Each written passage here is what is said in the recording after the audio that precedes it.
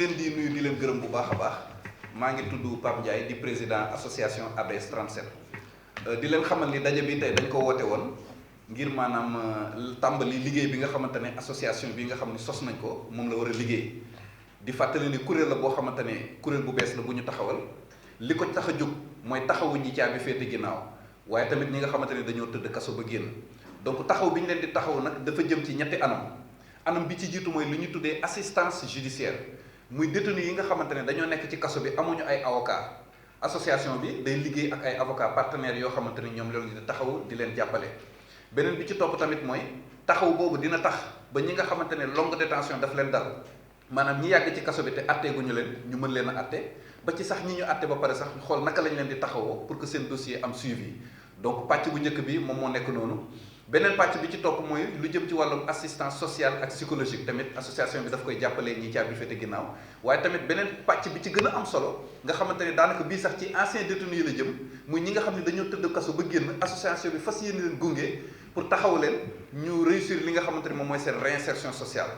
réinsertion sociale boobu noonu du lenn lu dul ñi tëdd kaso ba génn ancien détenu yi naka la leen di association bi di taxawoo di leen gunge ba du ñu defaat loo xam ne da leen di juralaat ñu tëdd kaso donc lu jare moo xam ci tàggat wala ci formation wala bépp gunge boo xamante ne association bi war na leen ci gunge pour ñu réussir loolee nga xamante ni moom mooy seen réinsertion sociale. donc loolu nag pour ñu réussir ko association ABS 37 dafa am ay kuréel yoo xam ne moom la ciy liggéeyal. bi ci jiitu mooy administration pénitentiaire nga xam ne mooy kuréel gi ngànk mboolem fanweeri kaso ak juróom-ñaar yi nekk ci réew mi dañ ciy liggéey ak tamit suñu partenaire avocat yi nga xamante ne ñoom la ñuy liggéeyal ci wàll gi ak tamit suñu beneen partenaire boo xam ne teew na ci jotaay bi muy Reposam nga xamante ne ñoom ci ñi ñuy gën a yëngu sax mooy wàllum santé mentale nga xam ñi nga xamante ne dañoo wér di nekk ci kaso yi ak ñeneen xool naka lañ leen di taxawoo waaye tamit tous les acteurs de la justice toute la famille judiciaire ABS 37 day liggéey ak ñoom ngir mën a réussir ay mission nga xam ne dafa jëm ci jàppale détenu yi waaye tamit jëm ci li nga xamante ne moom mooy jàppale ancien détenu yi loolu mooy li nga xamante ni moom moo tax a jóg association bi donc ñi ngi tàllal loxo di ci woo partenaires yi partenaires techniques yi partenaires financiers yi ABS 37 tëjulul ay buntam kenn ñi ngi woo képp koo xamante ne am nga ni jàpp nga ni boo liggéey ak ñun dina jëriñ détenu yi dina jëriñ ancien détenu yi ñi ngi lay woo di fas yéene liggéey ak yow. ba tax na kon am na ci ay sàkkuteef yoo xamante ne ABS 37 day profité ci jotaay bii nii ngir def ko sàkkuteef boobu li ci jiitu mooy dañoo seetlu fii ci réewum Sénégal grâce présidentielle ñeenti yoon lay am ci at mi bu ñu duggee ci at mu bees mi ak Korité ak Tabaski ak fête nationale 4 avril. ABS 37 day sàkku ci président de la République mu indiwaat beneen grâce boo xam ne dañ koy amal le 8 mars bu jot ñun ñëpp xam nañ ni 8 mars bu jotee dañuy sargal jigéen ñi ci àdduna bi ak ci biir Sénégal. ABS 37 mi ngi sàkku ñu indi grâce présidentielle bu ñu amal chaque 8 mars boo xam ni ay jigéen képp lañ koy jagleel ñaareelu sàkkuteef bi dafa jëm ci mineurs yi nekk ci kaso yi li fa ABS 37 di sàkku mooy xam ngeen ni octobre bu jot dañuy amal lu ñu tuddee rentrée scolaire mooy école bi yu tijji ak université ak yu ni mel ABS 37 mi ngi sàkku ci yoon ak ci njiitum réew mi octobre fu mu jotatee ñu indi grâce présidentielle spéciale boo xam ne dañ koy jagleel mineurs yi loolu li muy njëriñ bi muy am mooy benn dina tax taux d'abandon scolaire bi dina wàññeeku maanaam xale yi nga xamante ne dañuy teel a bàyyi école dina wàññeeku waaye tamit dina tax mineurs yi nga xam ne dañ leen di may seen deuxième chance pour que ñu mën a duggaat ci société bi ndax ABS 37 ñun dañoo jàpp ne mineurs yi seen place du kaso waaye tamit nit ñu wéri di également seen place du kaso beneen sàkkuteef boo xamante ne ABS 37 daf koy def mooy dañoo seetlu ne Sénégal longue détention yi daf fi taqarnaase maanaam ñi nga xam ne dañ leen di téye ci kaso bi lu yàggate duñu leen atte moo tax ABS 37 bokk na ci ay sàkkuteef wala proposition wala recommandation yi nga xamante ne moom lay def ñi nga xamante ne dañ leen di téye laata ñu lay atte téye boobu ñu lay téye ñu wutal ko ab diir ba nga xamante ne bu ko dul waysu rek dina tax longue détention dina nekk loo xamante ne luy jeex la fii ci réew mi waaye bokk na ci sàkkuteef yi ba léegi daanaka mooy doon juróomeel bi wala juróom-benneeli sàkkuteef bi mooy ñi nga xamante ne ñoom la ñuy tuddee ay déficients mentaux maanaam ñi seen xel neexul te ñu nekk ci kaso yi ñu xool naka lañ leen di génnee ndax ñooñu seen place du ci kaso bi dañ leen war a génnee ci barab wala structure yi nga xamante ne ñoom ñoo leen di taxawu di leen di jël en charge donc loolu yëpp ay sàkkuteef la yoo xamante ne ABS 37 mi ngi profité ci occasion bi di ko tàllalaat waa justice di ko wax ñi nga xamante ne ñoom ñoo ŋànk wàll gi ngir ñu mën ci taxaw bu baax a baax di fàttaliwaat encore une fois ni ABS 37 suñu principale mission mooy assistance sociale ak psychologique waaye tamit assistance judiciaire pour taxaw détenu yi amul avocat wala détenu yi yàgg ci kaso bi te atteeguñu leen ñu mën leen a taxaw ba li nga xamante ni moom mooy seen dossier mu am ab taxaw bu baax a baax ba nit ñi bañ di yàggati ci kaso bi. waaye tamit réinsertion sociale dañ ciy taxaw réinsertion sociale mooy ancien détenu ñi tëdd kaso ba génn xool naka la ñuy waxtaanee ñoom naka lañ leen di gunge pour que ñu bañ a defaat loo xamante ni daf leen di jural tëdd kaso waaye tamit gàllankoor yi nga xamante ni day am ci ancien détenu yi ba ñuy am jafe-jafe sax pour amaat liggéey mu nekk loo xamante ni lu ñu dëñ la moo xam stigmatisation bi la maanaam bëtu kaso bi bëtu ancien détenu bi nga xam ne dañ lay koy xoolee ak bépp taxawaay boo xamante ne société bi daf koy am te nekk na loo xamante ni wax dëgg yàlla day gàllankoor seen nekkil gàllankoor seen dugaat si biir société bi waaye tamit gàllankoor également lépp loo xamante ni seen nekkin bu sell la donc ngir mën a mëtal loolu yëpp nag ñi ngi woo képp koo xamante ni ab partenaire nga technique et financier ñi ngi lay woo ci liggéey bi waaye tamit di profité di occasion bi di sant bu baax a baax di gërëm mboolem suñu partenaires yi nga xamante ni dañoo ànd ak ñun di ñu gunge ci liggéey bi ci njiitalu administration pénitentiaire waaye tamit boole ci kuréel gi nga xamante ni moom mooy reposant donc di gërëm bu baax a baax ñoom ñi nga xamante ne teewoon nañ fi ak ñi nga xam ne moom ñooy membre ABS yi gis ngeen teew nañu ak lim bu takku ci teew ci jotaay bi ci njiitalu ki nga xamante ni moom mooy délégation ABS 37 bi ñu fi indi ci njiitalu doyen bi bu dee ci côté doyen Cheikh Niass moo ko jiite bu dee ci côté jigéen ñi suñu yaay Coro Diop moom mooy nga xamante ne moom moo fi teew donc loolu mooy li nga xamante ni moom moo doon solos ndaje mi nga xamante ni bëggoon nañu leen ko yeggee di ci gërëm. Et nous sommes là en tant que personnes ressources pour accompagner cette association qui veut aider l'État du Sénégal dans le travail qu'il devrait faire. L'administration pénitentiaire est composée de personnel dévoué. Je dis bien dévoué. Pourquoi? Parce qu'on nous a donné 3 à 4 missions. Et je pense que toute mission doit être budgétisée. Seule la sécurité est budgétisée. Je dis là, seule la sécurité est budgétisée. Et on nous demande de réinsérer, de réhabiliter, On est d'accord. Parce que ce sont nos compatriotes, nos frères, nos oncles, nos sœurs qui sont là. Et en plus, certains sont venus en prison. Là, nous, ce qui les a amenés n'est pas notre problème. Nous, on veut sécuriser cette personne jusqu'à la remettre entière comme elle était venue en prison. Donc, cette personne ne devrait pas avoir de heurts avec les membres de l'administration pénitentiaire. Je vais vous dire pourquoi. Parce que ces gens ne savent pas pourquoi vous avez été arrêté. Qui vous a arrêté? Tout ça, l'administration pénitentiaire ne tient pas compte de ça. Elle tient compte qu'on lui a donné la garde d'un être humain. D'un être humain. Il a fauté, il n'a pas fauté, ça ce n'est pas de notre ressort. C'est la justice de faire ça. Mais on nous a demandé de garder cet être jusqu'à ce que la justice ait besoin d'elle. Et c'est ce qu'on va faire.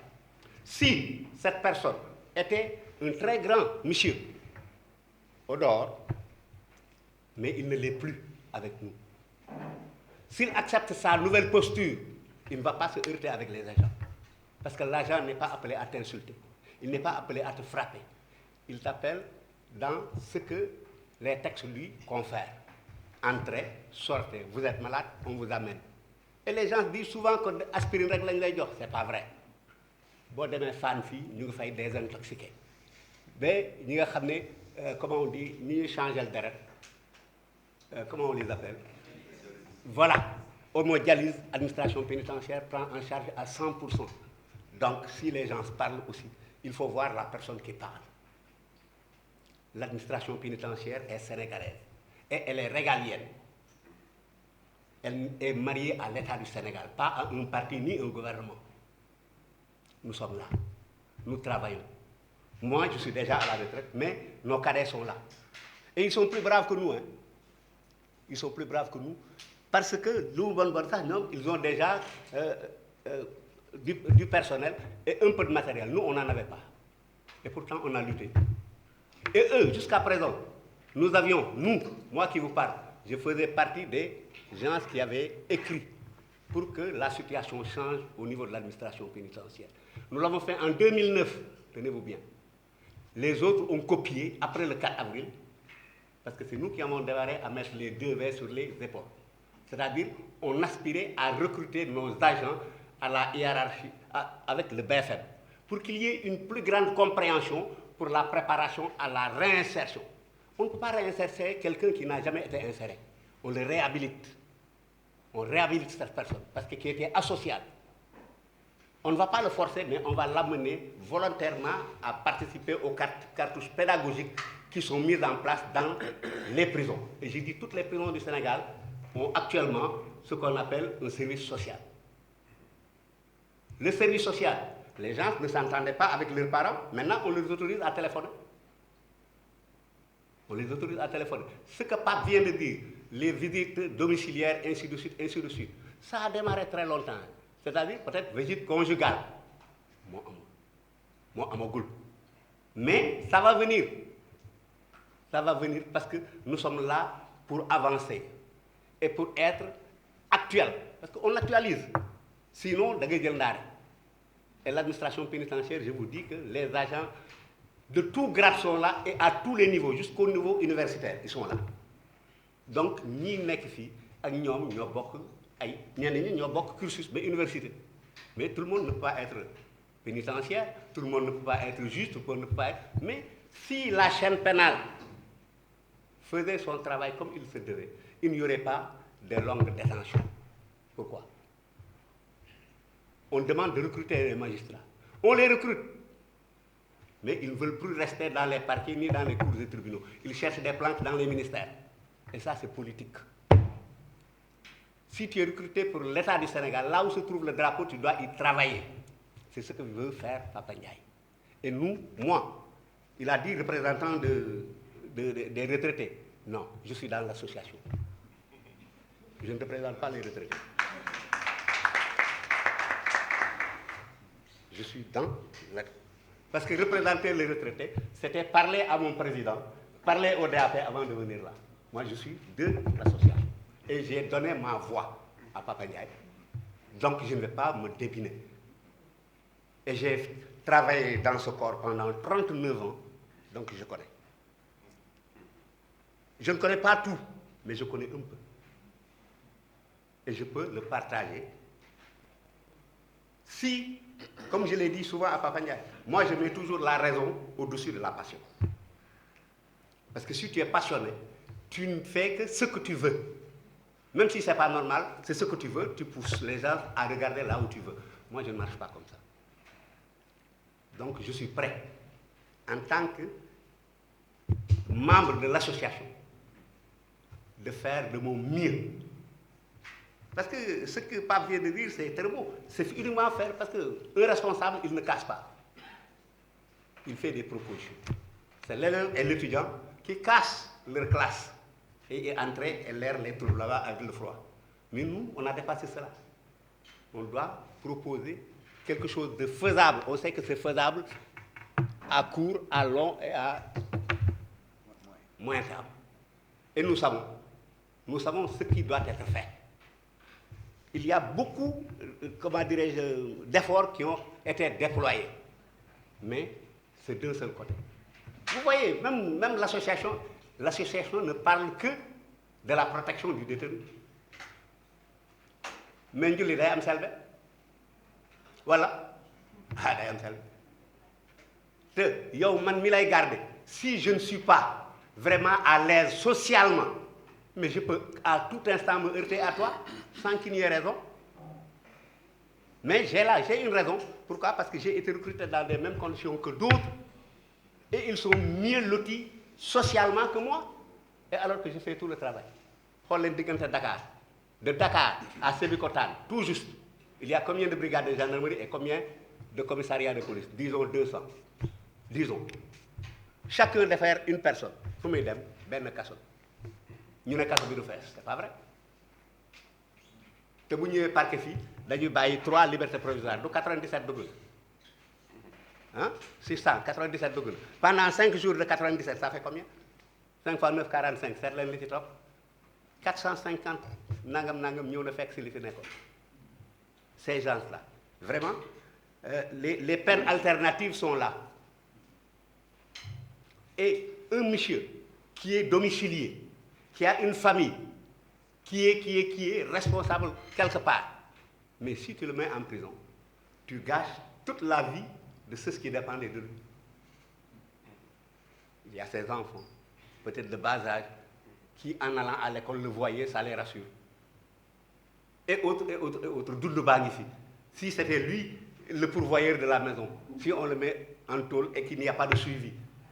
À fin de compte, moi je me dis, est-ce que, quelque part, l'État du Sénégal, l'État, pas du Sénégal, je dis l'État, en quelque sorte, partout hein, dans ce bas monde, est-ce que l'État n'est pas un peu interpellé à indemniser certains qui ont été pris comme ça?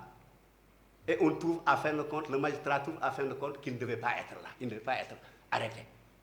Celui-là, on ne doit pas l'indemniser. Je ne vais pas monopoliser la parole. On va en parler encore en plus large. Merci.